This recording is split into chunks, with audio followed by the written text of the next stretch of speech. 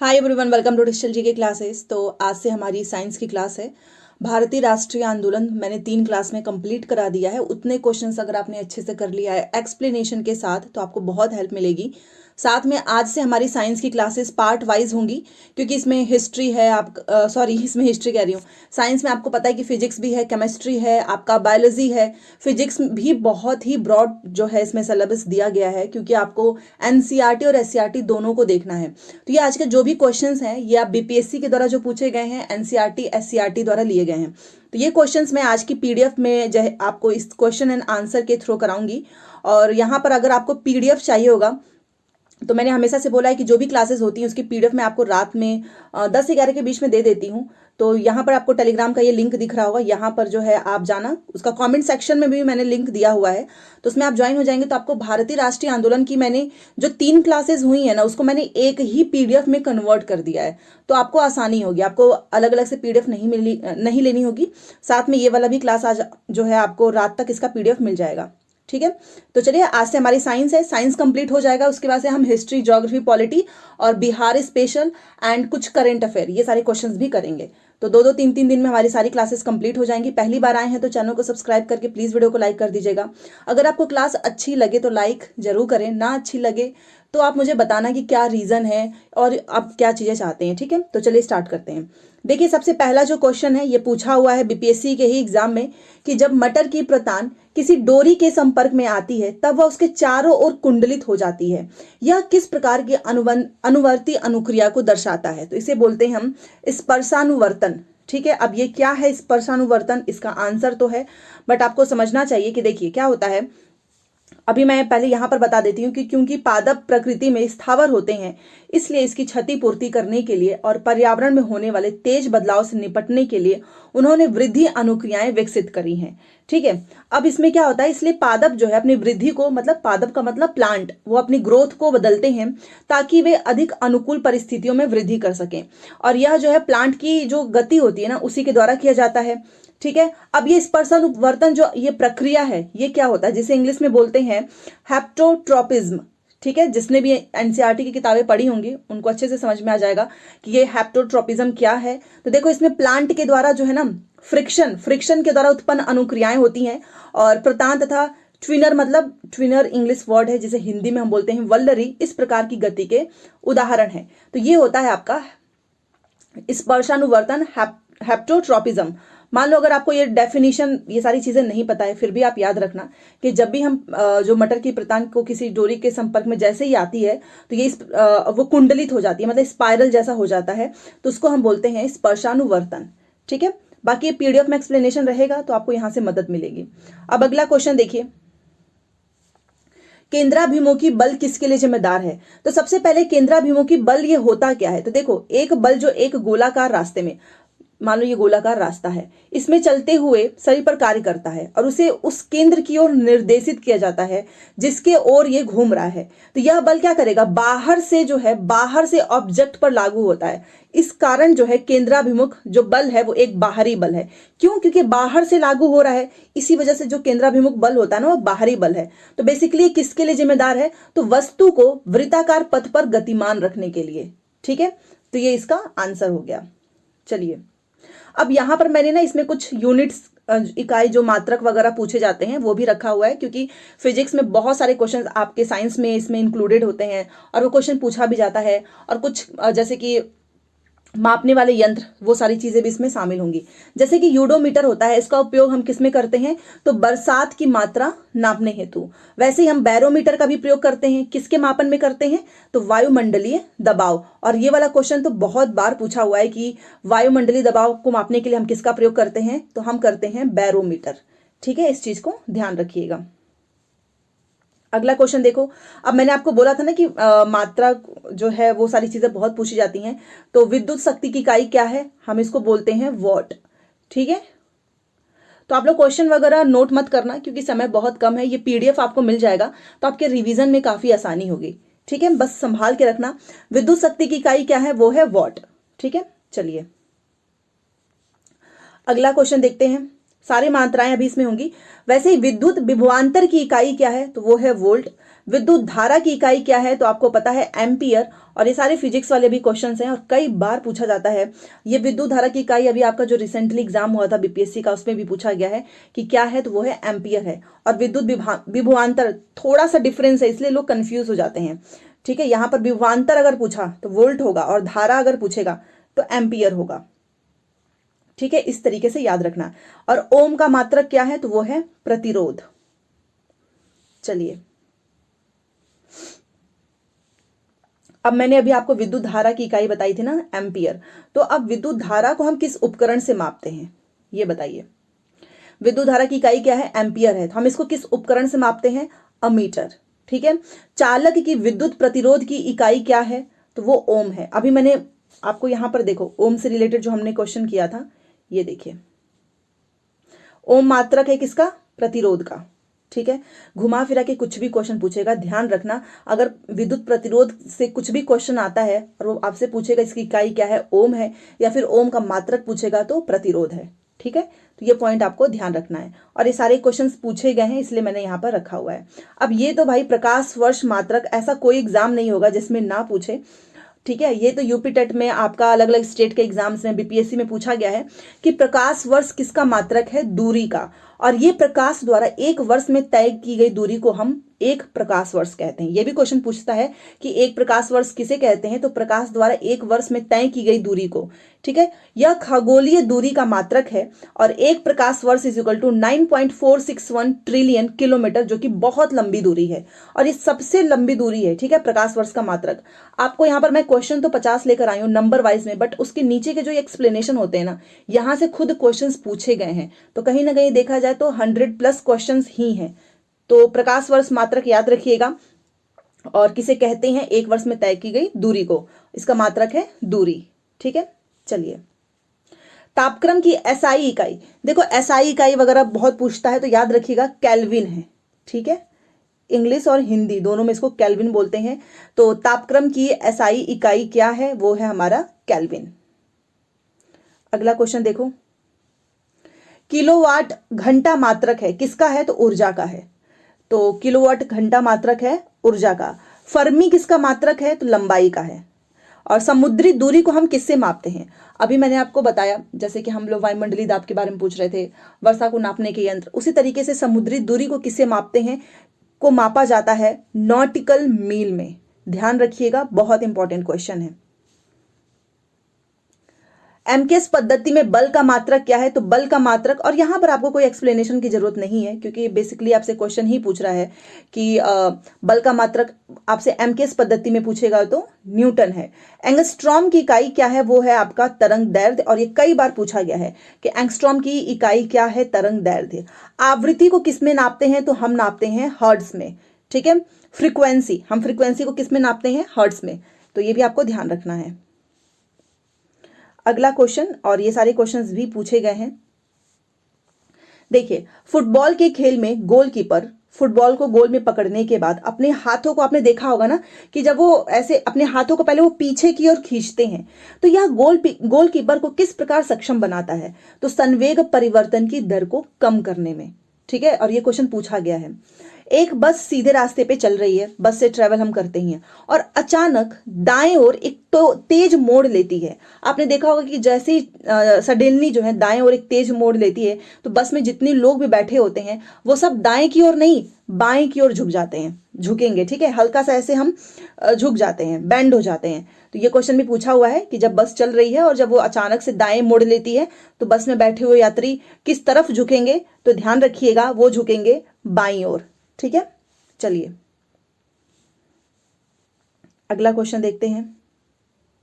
एक संगीत कार्यक्रम में ऑर्केस्ट्रा बजाने से पहले एक सितार वादक तनाव को समायोजित करने की कोशिश करता है और स्ट्रिंग को उपयुक्त रूप से बांधता है। ऐसा करके वह क्या ठीक करने की कोशिश करता है, तो ये ऑर्केस्ट्रा बजाने से पहले ये सारी चीजें हो रही हैं, तो क्या करने की कोशिश कर रहा है, तो अन्य वाद्य यंत्रों की आवृत्ति के साथ सीटर जो स्ट्रिंग है उसकी आवृत्ति। तो ये हो गया इसका आंसर। अगला क्वेश्चन देखो, आघात और प्रत्याघात के बल हमेशा समान और विपरीत दिशा में होते हैं। ठीक है। तो ये भी क्वेश्चन पूछा गया है कि आघात और जो प्रत्याघात है इसके बल जो है हमेशा समान, और कुछ भी ऑप्शन में लिखा रहेगा। ये भी हो सकता है कि हमेशा असमान होते हैं, फिर हमेशा जो है एक ही दिशा में होते हैं। तो आप ध्यान रखिएगा, ये दोनों जो बल हैं, ये जो है आघात और प्रत्याघात के बल हमेशा समान और विपरीत दिशा में होते हैं। ठीक है, चलिए अगला क्वेश्चन देखिए। कीड़े पानी की सतह पर बिना डूबे घूम सकते हैं। आपने देखा होगा कि पानी की सतह होती है, उस पर कीड़े जो है ऐसे टहल रहे होते हैं। ऐसा क्यों होता है? Just because of surface tension, पानी के पृष्ठ तनाव के कारण। ओके, तो जो कीड़े हैं वो पानी की सतह पर बिना डूबे घूम सकते हैं, पानी का जो सरफेस टेंशन है उसी की वजह से। और यहाँ पर देखिए, आपको पता होना चाहिए क्योंकि ये सरफेस टेंशन वाला क्वेश्चन है ना, कई बार पूछा है। तो आखिर में ये सरफेस टेंशन होता क्या है, तभी तो आप समझ पाएंगे ना कि ये क्यों ऐसे घूम रहे हैं। तो चलो देख लेते हैं कि ये क्या है हमारा सरफेस टेंशन। तो देखो, सरफेस टेंशन किसी द्रव का वह एक स्पेशल क्वालिटी होती है ना, जिसके कारण उनका जो मुक्त पृष्ठ एक खिंची हुई प्रत्यास्थ झिल्ली मतलब मेम्ब्रेन की भांति व्यवहार करता है तथा कम से कम क्षेत्रफल घेरने का प्रयास करता है। द्रव के इसी गुण धर्म को पृष्ठ तनाव कहते हैं, और कुछ कीड़े जल की सतह पर इसी वजह से चल पाते हैं, और इसका कारण क्या है? पृष्ठ तनाव है, सरफेस टेंशन है। ठीक है, तो अब आपको सरफेस टेंशन समझ में आ चुका है कि क्या होता है हमारा पृष्ठ तनाव। तो अब यहां पर एक क्वेश्चन है कि जो बारिश की बूंदें होती हैं, आपने देखा होगा कि वो छोटी छोटी गोल गोल ऐसे जो है नीचे गिरती हैं, आपने देखा होगा। आखिर में ऐसा क्यों होता है? वर्षा की बूंद उसके गोलाकार होने का कारण क्या है? तो वो भी हमारा सरफेस टेंशन ही है। ठीक है, अगला क्वेश्चन, दूध से क्रीम, बहुत हमारे घर में हम लोग दूध से क्रीम जो है अलग करते हैं। तो ये जो प्रोसेस होता है जिसे हम अलग करते हैं उसको क्या कहते हैं? Centrifugal force. आपको पता है हम इसको इंग्लिश में बोलते हैं सेंट्रीफ्यूगल फोर्स। ठीक है, इस प्रोसेस हम क्या करते हैं, ऐसे गोल गोल ऐसे घुमाता है दूध से क्रीम को, इसी प्रोसेस से हम अलग करते हैं। जैसे कि अब मैं आपको बता दूं कि आखिर में ये अपकेंद्रीकरण, जैसे हिंदी में बोलते हैं, ये क्या है? Centrifugal force. तो ये देखिए, अपकेंद्री बल का प्रयोग करके कणों को एक दूसरे से अलग करने को अपकेंद्रण कहते हैं। यदि किसी वस्तु को, अभी मैंने आपको बोला ना, गोल गोल घुमाया जाए तो उसमें एक ना फोर्स जो है वो उत्पन्न हो जाता है, और वो क्या करेगा ना, उसको बाहर की ओर फेंकता है। इसी को हम बोलते हैं अपकेंद्री बल। तभी तो हम लोग दूध से क्रीम को, आपने देखा होगा, अलग कर लेते हैं, ऐसे गोल गोल घुमाते हैं और वो उसको बाहर की ओर फेंकता है। किसी पत्थर या अन्य भारी वस्तु को एक रस्सी से बांधकर गोल घुमाने की गतिविधि करके भी हम अपकेंद्री बल को समझाया जा सकता है। मतलब यहाँ पर एक एक्टिविटी दिखाई गई है कि आप किसी स्टोन को ले लो या कोई भारी वस्तु, और आप इमेजिन करिए कि आपने उसको रस्सी से बांध दिया है, और आप इसको ऐसे घुमाएंगे ना तो वो गोल गोल घूमने लगता है। तो इसी को बोलते हैं अपकेंद्रीकरण। ठीक है, जैसे कि एक बार मैं आपको समझाऊं, ये मैंने ले लिया रस्सी, अब मैंने यहाँ पे एक पत्थर से इसे बांध दिया, अब मैं, ये भारी हो जाएगा, अब मैं इसको घुमाऊंगी ना तो ये गोल गोल ऐसे घूमेगा। ठीक है, तो यही होता है, दूध से क्रीम को अपकेंद्रीकरण की प्रक्रिया के द्वारा अलग किया जाता है। अगला क्वेश्चन, चलती बस में जब चालक, आपने कई बार देखा होगा ना कि हम लोग आराम से मस्त ऐसे गाने वाने सुन रहे हैं और अचानक से ड्राइवर ने क्या कर दिया, ब्रेक लगा दिया। तो यात्रियां क्या करते हैं, वो आगे धक्का लगता है, मतलब आगे की तरफ ऐसे झुक जाते हैं। ऐसे कई लोग तो खड़े होते हैं या कुछ ऐसे बस बैठे होते हैं, वो गिरने भी लगते हैं आगे की तरफ। तो ये ऐसा क्यों होता है, हम इसको किस तरीके से समझा सकते हैं? तो वो है न्यूटन की गति का पहला नियम। ठीक है, तो जब भी आप बस में बैठे और ब्रेक लगे, और जब आप यात्री, आपने देखा होगा कि आप आगे की ओर जा रहे हैं, आगे की ओर धक्का लगता है, तो ये है हमारा न्यूटन की गति का पहला नियम। अब ये क्या है न्यूटन की गति का पहला नियम, वो आपको समझना होगा। देखो, इसका पहला नियम क्या है कि इसको पहला नियम बोला गया है, प्रत्येक पिंड तब तक अपनी विरामावस्था में, देखो हम लोग चुपचाप बैठे रहते हैं अपनी विरामावस्था में, तो ये बता रहा है कि प्रत्येक पिंड तब तक अपनी विरामावस्था में अथवा सरल रेखा में एक समान गति की अवस्था में रहता है जब तक कोई बाह्य बल उसे अन्यथा व्यवहार करने हेतु विवश नहीं करता। इसी को हम कहते हैं जड़त्व का नियम। बस आराम से चल रहा है, अपनी विरामावस्था में हम लोग आराम से बैठे हुए हैं, अब अचानक से जैसे ही उस पर कोई बाह्य बल लगाया गया तो हम क्या करेंगे, आगे की ओर जो है धक्का लगता है। तो ये है न्यूटन की गति का पहला नियम, और इसको हम जड़त्व का नियम भी कहते हैं। तो इसको ध्यान रखिएगा। ठीक है, चलिए अगला क्वेश्चन। और ये सारे एक्सपेरिमेंट तो आपने किया भी होगा क्लास में, बहुत बार हम लोग ये पानी के बीकर वाला भी किए हुए हैं। जैसे कि पानी के बीकर में आप ये, जैसे कि आपने देखा, एक मिनट, ये रहा, ये हमारा हो गया पानी का जो है बीकर। अब इसमें मैंने क्या किया, एक बर्फ का ऐसे टुकड़ा इसमें डाला तो वो तैर रहा है। और जैसे धीरे धीरे क्या होगा, पूरी बर्फ पिघल जाएगी, तो क्या होगा, पानी का जो स्तर है वो क्या बढ़ेगा या फिर घटेगा या सेम वैसा ही रहेगा। तो आप ये कर भी सकते हैं, जैसे आप बर्फ का एक टुकड़ा डालेंगे वो तैरेगा और वो धीरे धीरे जो है बर्फ पिघल जाती है, फिर भी पानी का स्तर जो लेवल होता है वो सेम रहता है। ये क्वेश्चन पूछा गया। ऑप्शंस में पता है आपको क्या मिलेंगे, ये तो चलो वन लाइनर में निकाल लाई हूं तो इसलिए आपको कंफ्यूजन नहीं हो रहा है। लिखा रहेगा पानी का स्तर बढ़ जाएगा, पानी का स्तर घट जाएगा, पानी का स्तर सेम रहेगा कुछ, ठीक है। लास्ट में लिखा रहेगा उपर्युक्त सभी, तो कंफ्यूजन होता है। तो ध्यान रखिए पानी का स्तर वही रहेगा। बल जो है फोर्स, वो किसका गुणनफल है, तो ध्यान रखिएगा मास एंड त्वरण का, द्रव्यमान और त्वरण का, ठीक है। चलिए अगला क्वेश्चन देखते हैं। और टेंशन बिल्कुल मत लेना, जो लोग मेरे से कमेंट करते हैं पीडीएफ कब मिलेगी, मैं डेली पीडीएफ आपको भेज देती हूँ अपने टेलीग्राम पे। आप टेलीग्राम को देख लेना, वहां पर फाइल वाले सेक्शन में सारी पीडीएफ आपको मिल जाएंगी। अगला क्वेश्चन देखो, यदि किसी गतिशील वस्तु पर लगने वाले सभी बलों का योग शून्य हो तो वह वस्तु समरूप गति से चलती रहेगी। और ये क्वेश्चन पूछा हुआ है और ऑप्शंस में रहते हैं कि वो शून्य अगर हो गया तो वो चलेगी ही नहीं, लेकिन ऐसा नहीं है। कोई गतिशील वस्तु है और उस पर जितने भी बल लग रहे हैं उनका सभी का योग अगर जो है शून्य हो जाए तो भी वह वस्तु समरूप गति से चलती रहेगी। तो इसका राइट आंसर है ये, और ये क्वेश्चन पूछा गया है बीपीएससी में। अगला क्वेश्चन देखो, दंड चुंबक के केंद्र में चुंबकत्व होता है, कितना होता है, तो वो भी होता है आपका शून्य। तो ये भी ध्यान रखना कि दंड चुंबक के केंद्र में चुंबकत्व कितना होता है, शून्य होता है।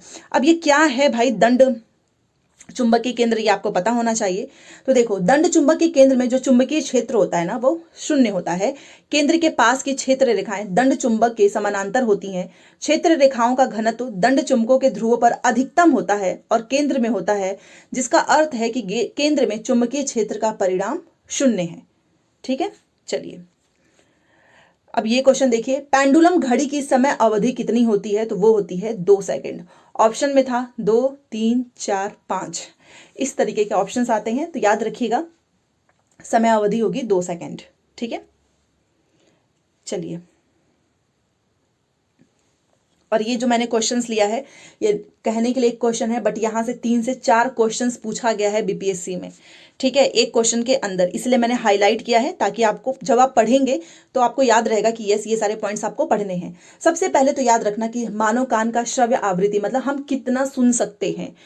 कई बार आपने देखा होगा बहुत तेज लाउड स्पीकर कहीं पे कुछ बन रहा है और हमको एकदम शुन ऐसे करके कुछ आवाज आती है, ऐसा लगता है कि कुछ सुनाई ही नहीं दे रहा है, उससे आगे तो आप सुन भी नहीं सकते। तो कितना आप सुन सकते हैं, तो 20 हर्ट्ज से लेके 20,000 हर्ट्ज।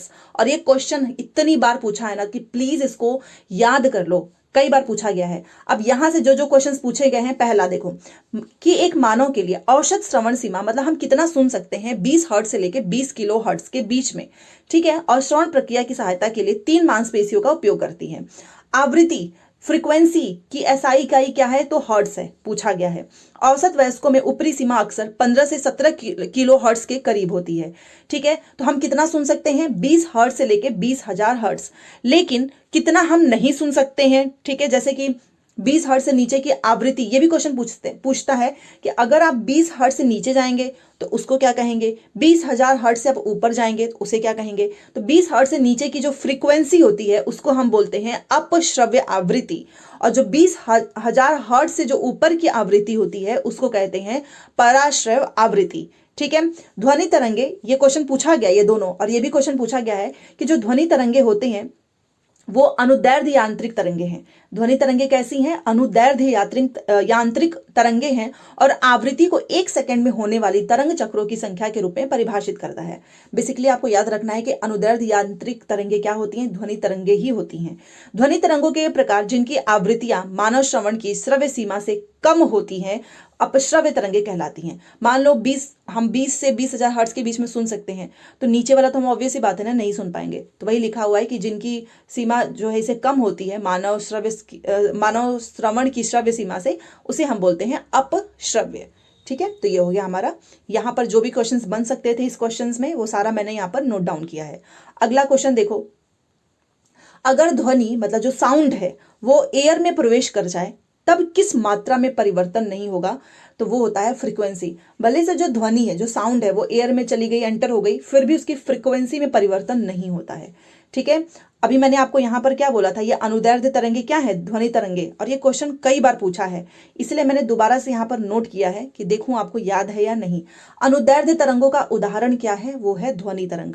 अब ये क्या है जो मैंने दोबारा से नोट किया है, पूछा गया है कि जो अनुदैर्ध्य तरंगों में कण के माध्यम में जो वाइब्रेशन होता है ना, कंपन की दिशा, वो तरंग के प्रसार के समानांतर होती है।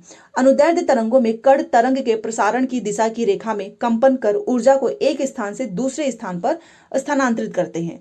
अनुदैर्ध्य तरंगों में कणों की गति आमतौर पर ऊर्जा की गति के समानांतर होती हैं। अनुदैर्ध्य तरंगे संपीड़न और विरलन के रूप में कार्य करती हैं, और सबसे अच्छा एग्जाम्पल जो है अनुदैर्ध्य तरंगों का वो है ध्वनि तरंगे। ठीक है, चलिए अब इसमें ये आपने अनुदैर्ध्य पढ़ा, बट हमारा अनुप्रस्थ भी तो होता है, वो भी तो पूछेगा आपसे कि अनुदैर्ध्य तरंगों का चलो एग्जाम्पल ध्वनि है, बट अनुप्रस्थ का एग्जाम्पल क्या है, ये बताओ। तो देखो यहां पर ध आधा दिख रहा है, मैं आपको एक ट्रिक बता देती हूं ताकि आपको कभी भूले ना, ये ध, तो आप इसे याद रखना कि जब भी अनुदैर्ध्य पूछेगा उसका संबंध होगा ध्वनि तरंग से। अब ये अनुप्रस्थ क्या है ये मैं आपको बता दूं, यहां पर देखिए ये पूछा हुआ है, देखिए अनुप्रस्थ तरंगों में कण तरंग के प्रसार की दिशा में लंबवत कंपन करने के अनुदैर्ध्य में समानांतर था, इसमें लंबवत है। ठीक है, लंबवत कंपन करके ऊर्जा को एक बिंदु से दूसरे बिंदु पर स्थानांतरित करते हैं। एक अनुप्रस्थ तरंग में कण उस दिशा में लंबवत विस्थापित होते हैं जिस दिशा में तरंग चलती हैं। रेडियो तरंगे, जल तरंगे अनुप्रस्थ तरंगों के कुछ उदाहरण हैं, और यहां पर आपको दिखेगा एक डोरी में उत्पन्न तरंगे अनुप्रस्थ तरंगों का एक अच्छा उदाहरण है। ठीक है, तो ये सारे पॉइंट आप याद रखिएगा कि किसका कौन सा एग्जाम्पल है, क्योंकि इसमें कुछ भी पूछा जा सकता है। अगला क्वेश्चन देखते हैं, अल्ट्रासोनिक तरंगे की क्या है, तो 20 किलो हर्ट्ज से ज्यादा आवृत्ति की ध्वनि तरंगों को हम बोलते हैं अल्ट्रासोनिक तरंगे।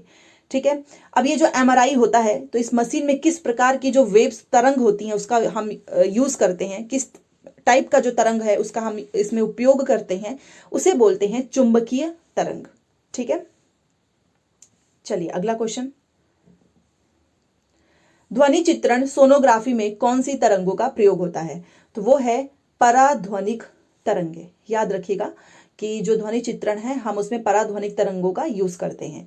ध्वनि संचरण किसमें नहीं करती है, तो वो है निर्वात। और ये वैक्यूम वाला क्वेश्चन इतनी बार पूछा है कि ध्वनि संचरण नहीं कर सकती है किसमें, तो वो है हमारा निर्वात। ठीक है, चलिए बिजली की मोटर परिवर्तित करती है क्या, विद्युत ऊर्जा को यांत्रिक ऊर्जा में। क्वेश्चन पूछा है कि जो बिजली का मोटर होता है ना वो किसमें चेंज करता है, तो विद्युत ऊर्जा को यांत्रिक ऊर्जा में बदल देता है। क्लोरोफिल आपको पता ही है, सूर्य के प्रकाश के तरंगदैर्ध्य को अवशोषित करता है, तो जो क्लोरोफिल है वो सूर्य के प्रकाश के तरंगदैर्ध्य को किसमें, तो वो है हमारा लाल और नीला, इसको अवशोषित करता है। अब ये क्लोरोफिल क्या है, जहां से क्वेश्चन पूछा जाएगा तो वो मैंने सोचा यहाँ पर नोट डाउन कर दूं। तो सबसे पहले तो कलर याद रखना कि ये किस प्रकार का, लाल और नीला को अवशोषित करता है। हरे पौधों में प्रचुर मात्रा में पाए जाने वाला वर्णक उसको हम बोलते हैं क्लोरोफिल। ठीक है, ये हरे पौधों में बहुत ज्यादा पाए जाने वाला वर्णक है। साथ में यह दृश्यमान प्रकाश स्पेक्ट्रम के नीले और लाल क्षेत्रों में सबसे अधिक कुशलता से अवशोषित करता है। सूर्य के प्रकाश में हरे प्रकाश सहित लाल से नीले स्पेक्ट्रम तक प्रकाश का एक बड़ा स्पेक्ट्रम होता है, इसी वजह से ये लाल और नीला को अवशोषित करता है। ठीक है, चलिए, और ये बीपीएससी टीआरई 1 टीआरई 2 दोनों में पूछा हुआ है। प्रिज्म से गुजरने पर प्रकाश का कौन सा जो कलर है ना वो सबसे ज्यादा झुकता है, मतलब वो अब्जॉर्व जाता है एक तरीके से, तो वो है हमारा वॉयलेट, बैगनी। जब प्रकाश को एक प्रिज्म के माध्यम से फैलाया जाता है तो बैगनी, जो हमारा बैगनी रंग है वो अधिकतम विचलन दर्शाता है। बैगनी जो है प्रकाश में माध्यम से यात्रा करते समय अधिकतम अपवर्तक सूचकांक और सबसे कम गति होता है, तो सबसे ज्यादा जो वर्ण झुकता है वो है हमारा वॉयलेट, बैगनी। ठीक है, चलिए अब यहां से आपको पूर्ण आंतरिक परावर्तन वाले कुछ एग्जांपल्स, जिसको हम कुल आंतरिक परावर्तन भी बोलते हैं, कई बार पूछा गया है कि ऑप्टिकल फाइबर किस सिद्धांत पर कार्य करता है, तो जिसे हम बोलते हैं आंतरिक परावर्तन।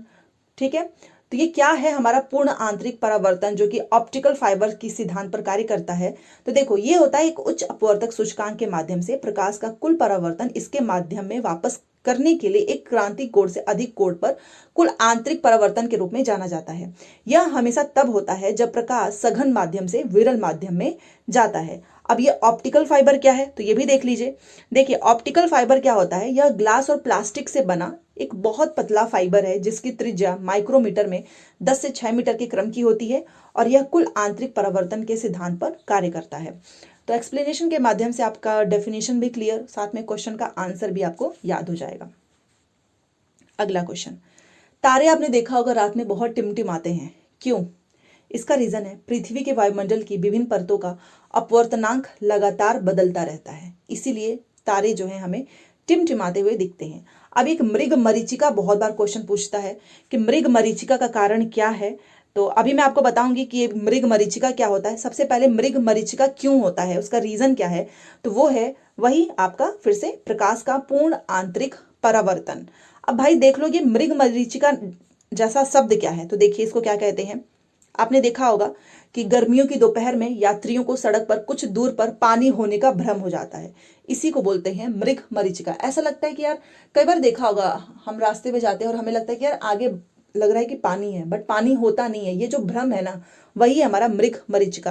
दोपहर में सड़क जो है अधिक गर्म हो जाती है जिसके कारण धरती के पास हवा की गर्म परतें विरल हो जाती हैं, किंतु ऊपर की परतें ठंडी होने के कारण उसको वो ऐसा हमें महसूस होने लगता है कि पानी है बट पानी होता नहीं है और इसको बोलते हैं मृग मरीचिका। और ये होने का रीजन क्या है, प्रकाश का पूर्ण आंतरिक परावर्तन।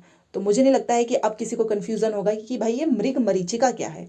ठीक है, चलिए अगला क्वेश्चन देखिए। प्रकाश संश्लेषण की दर सबसे अधिक होगी किसमें होगी, लाल प्रकाश में। अब ये प्रकाश संश्लेषण क्या है, आपको पता ही होगा कि प्रकाश संश्लेषण वह प्रोसेस है जिसके द्वारा हरे पौधे क्या करते हैं, प्रकाश ऊर्जा को रासायनिक ऊर्जा में बदल देते हैं। फिर हरे पौधों में प्रकाश संश्लेषण के दौरान प्रकाश ऊर्जा को जैसे वो गृहीत करते हैं और इसका उपयोग जल, कार्बन डाइऑक्साइड और खनिजों को ऑक्सीजन और ऊर्जा से समृद्ध कार्बनिक यौगिकों में परिवर्तित करने के लिए। फोटोसिंथेसिस ही तो एक प्रोसेस है ना जिसमें प्लांट्स जो है अपना भोजन जो है वो बनाते हैं। उसके बाद से क्या होता है कि जल का ऑक्सीकरण ऑक्सीजन बनाने में होता है और कार्बन डाइऑक्साइड के अवकरण से ग्लूकोज बनता है। तो ये भी सारी चीजें याद रखिएगा, कुछ भी पूछा जा सकता है इसमें से। तो प्रकाश संश्लेषण की दर जो है वो सबसे अधिक होगी लाल प्रकाश में। चलिए अगला क्वेश्चन। अब पता तो चली गया कि क्लोरोफिल जो है ऊपर जो मैंने आपको बताया। अब क्लोरोफिल में पाए जाने वाली धातु क्या है, तो वो है मैग्नीशियम। क्लोरोफिल में पाए जाने वाला जो धातु होता है उसे हम बोलते हैं मैग्नीशियम, मतलब Mg। ठीक है, और ये मैग्नीशियम जो है ना पत्तियों को उनका हरा रंग देता है। क्वेश्चन पूछता है कि पत्तियां जो है हरी होती हैं क्यों, मैग्नीशियम की वजह से। पौधों में मैग्नीशियम एंजाइमों में स्थित होता है। क्लोरोफिल सूर्य के प्रकाश से ऊर्जा को अवशोषित करता है और इस ऊर्जा का उपयोग कार्बन डाइऑक्साइड को कार्बोहाइड्रेट में परिवर्तित करने के लिए किया जाता है। समझ में आ गया कि क्लोरोफिल में पाए जाने वाली धातु क्या है और इसका काम क्या है। चलिए, हम सब की जो आंखें होती हैं इस किसी वस्तु की छवि, मतलब जो किसी चीज को हम देखते हैं तो उसका जो इमेज होता है वो किस पर बनता है, बताइए, रेटिना पर बनता है। ठीक है, और यहाँ पर आईज के कुछ पार्ट्स भी हैं जिसके कार्य आपको पता होना चाहिए। तो याद रखना, किसी भी वस्तु को आप देखते हो ना तो जो उसकी इमेज बन रही है आपकी आंखों में वो बनती है रेटिना पर। अब कॉर्निया भी होता है हमारे आई का पार्ट। तो कॉर्निया क्या है, देखिए कॉर्निया जो होती है ना वो आंख का बाहरी पारदर्शी हिस्सा होता है जो आंखों को बाहरी घटकों से बचाता है, मतलब एकदम आउटर मोस्ट जो लेयर है। आंख की पुतली प्यूपिल को नियंत्रित करता है जो प्रकाश की मात्रा को नियंत्रित करता है। जो आंख की हमारी पुतली है आंखों को अलग रंग देता है, जैसे कि किसी की भूरी आंख होती है या फिर किसी के ब्लू आईज। ठीक है, तो वास्तव में नेत्र पटल का रंग है। नेत्र लेंस एक गोलाकार लेंस है जो नेत्र पटल पर वस्तु की छवि बनाता है। नेत्र पटल एक स्क्रीन है जो दृष्टि परक तंत्रिकाओं के माध्यम से मस्तिष्क को सूचना भेजता है। और यहाँ पर आप देख सकते हैं कि जो हमारा आई लेंस की जो फोकल लंबाई होती है वो रोमक मांसपेशियों द्वारा बनाई जाती है। यह आसपास की वस्तुओं को देखने के लिए खुद को खींचकर फोकल लंबाई को कम करता है और दूर की वस्तुओं को देखने के लिए फोकल लंबाई बढ़ाने के लिए शिथिल करता है। तो ये बेसिकली मैंने आई से रिलेटेड जो भी क्वेश्चंस पूछे जा सकते हैं वो यहाँ पर नोट कर दिया है। ठीक है, अगला क्वेश्चन देखिए। रेगिस्तान में गर्मी दोपहरी में मरीचिका किस कारण से दिखाई देता है। अब मुझे नहीं लगता है कि कोई भूलेगा पूर्ण आंतरिक परावर्तन। और मरीचिका क्या है आपको पता ही है कि आप बाहर निकलेंगे आपको लगेगा कि आगे पानी होने का आपको भ्रम होता है, यही है मरीचिका। ठीक है। तो जब भी क्वेश्चन पूछे कि रेगिस्तान में गर्मी दोपहरी में मरीचिका दिखाई दे रहा है, इसका मतलब है पूर्ण आंतरिक परावर्तन। इसी रीजन की वजह से हीरा जो होता है डायमंड, इसकी चमक का कारण क्या है, तो वो भी हमारा है पूर्ण आंतरिक परावर्तन। ठीक है। और हमारा लास्ट क्वेश्चन है, बट ऐसा नहीं है, ये पार्ट वाइज में है क्योंकि बहुत क्वेश्चन है साइंस के। बार बार मैं हिस्ट्री बोल रही हूँ, इसमें आपका फिजिक्स है, केमिस्ट्री है, बायो है। तो अभी तो आपका बहुत ज़्यादा पूरा केमिस्ट्री बाकी है, पूरा बायो बाकी है। तो सूर्य का प्रकाश पृथ्वी पर पहुंचता है 8 मिनट 16.6 सेकेंड। और ये बीपीएससी ने क्वेश्चन पूछा था। और कमाल की बात तो ये थी कि उन्होंने जो ए ऑप्शन लिखा था, एक मिनट देखिए, बी सी डी और ई, तो उन्होंने क्या किया, ए में लिखा, कलर चेंज कर दूं, 8 मिनट, बी में लिखा 7 मिनट, सी में लिखा 6 और यहाँ लिख दिया 5 मिनट और ई में लिख दिया कोई नहीं। तो पता है ऑप्शंस कोई नहीं वाला था, क्योंकि 8 मिनट करेक्ट नहीं होता है ना, 8 मिनट 16.6 सेकेंड। ये मैंने आपको कहानी क्यों बताई, क्योंकि कई बार हमें लगता है कि अरे 8 मिनट तो दिया ही है ना, चलो लगा दो। नहीं भाई, ई ऑप्शन भी दिया हुआ है कि इनमें से कोई नहीं, आप उसे भी टिक कर सकते हैं।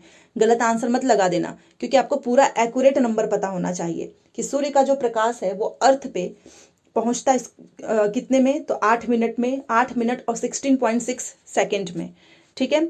और यहाँ पर ये क्वेश्चन पूछा गया है, इसलिए मैं आपको बता रही हूँ, नाभिकीय संलयन वाला क्वेश्चन पूछा गया है कि जो सूर्य के ऊर्जा का स्रोत है ना वो क्या है, तो ध्यान रखिएगा वो नाभिकीय संलयन है, जिसमें हाइड्रोजन परमाणु का छोटा नाभिक हीलियम परमाणु में फ्यूज हो जाता है। ठीक है। तो आप डिजिटल जीके क्लासेस को फ्री कंटेंट एंड पीडीएफ के लिए सब्सक्राइब कर सकते हैं और ये आपको मेरे मिलेगा यहाँ पर टेलीग्राम लिंक पे। आज की क्लास आपको कैसी लगी प्लीज़ बताना और प्लीज़ लाइक कर दीजिएगा, लाइक करने से काफ़ी मोटिवेशन मिलता है। और हर दिन अभी 2 से 3 दिन में आपका साइंस भी कंप्लीट हो जाएगा। ठीक है। जैसे हम लोगों ने भारतीय राष्ट्रीय आंदोलन किया वैसे ये कंप्लीट होगा। उसकी आज की क्लास थी, तो please like share and subscribe कर दीजिएगा। मिलते हैं नेक्स्ट क्लास में। थैंक्स फॉर वॉचिंग और पीडीएफ आपको रात तक टेलीग्राम पे मिल जाएगा।